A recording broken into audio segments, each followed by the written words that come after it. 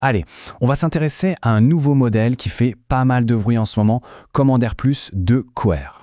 Pour beaucoup de développeurs, le rêve, c'est de pouvoir créer une IA qui raisonne à partir de documents spécifiques, de données privées. Mais en pratique, ça se transforme souvent en un véritable casse-tête technique. La technologie clé derrière ça, c'est ce qu'on appelle le RAG. Mais historiquement, mettre ça en place, c'était un peu comme essayer d'assembler un puzzle particulièrement complexe. Le processus classique, c'est une longue série d'étapes assez fastidieuses, qui consomment beaucoup de ressources et qui peuvent être franchement frustrantes à construire, et surtout à maintenir sur la durée. Et ce sentiment, il est super courant dans la communauté des devs. Ça montre bien qu'il y avait un vrai point de friction, un vrai problème qui attendait une meilleure solution. Alors imaginez un instant, et si un modèle était conçu dès le départ, justement pour résoudre ce problème? C'est là qu'on va voir la réponse apportée par Cohere. Et là, attention, on ne parle pas d'un petit modèle, 104 milliards de paramètres, c'est colossal, ça le place directement dans la cour des grands parmi les modèles à poids ouvert les plus puissants du moment. Donc le point vraiment crucial à comprendre, c'est que ce n'est pas juste un chatbot généraliste de plus. Non, c'est un outil spécialisé, taillé sur mesure pour des tâches vraiment sophistiquées.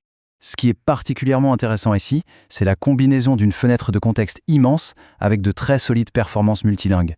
Ça ouvre la porte à des applications d'entreprise qui sont à la fois complexes et internationales.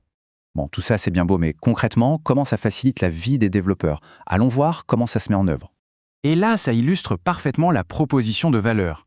C'est simple, on oublie le pipeline technique lourd et complexe et on le remplace par quelques lignes de code. C'est tout. Pour le RAG, maintenant, les développeurs peuvent fournir les documents directement dans l'appel à l'API. C'est le modère qui se charge du reste, la récupération de l'info, la génération des citations, tout est géré en interne. Et ce n'est pas tout. On peut aussi lui donner accès à des outils externes, comme des API ou des bases de données, et il va décider lui-même, intelligemment, lequel utiliser pour répondre à une requête. Ok, les promesses sont belles, mais est-ce que ça tient la route face à des tests standardisés? Qu'est-ce que ça donne niveau performance?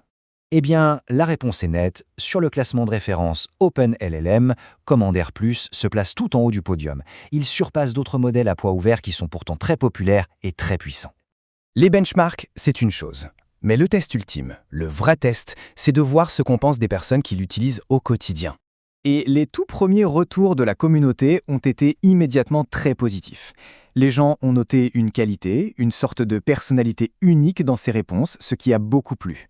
Les utilisateurs ont très vite compris que le RAG intégré et les capacités multilingues, ce n'étaient pas juste des gadgets, c'était de vrais différenciateurs, ce qui rend ce modèle si spécial.